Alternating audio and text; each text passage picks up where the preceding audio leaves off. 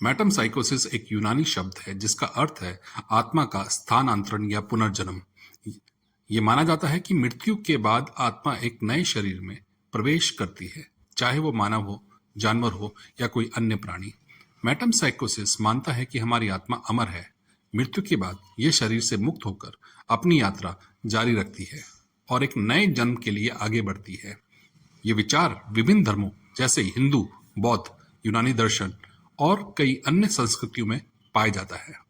पुनर्जन्म का चक्र भव चक्र कहलाता है, जिसमें आत्मा बार बार जन्म मृत्यु के चक्र से गुजरती है।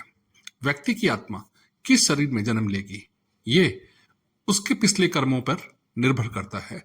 अच्छे कर्म शुभ पुनर्जन्म देते हैं, जबकि बुरे कर्म दुखद परिणाम लाते हैं।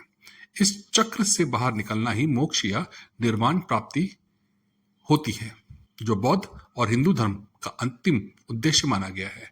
जब आत्मा पूर्ण ज्ञान व शुद्धता प्राप्त कर लेती है, तब उसका जन्म मरण का चक्र समाप्त हो जाता है।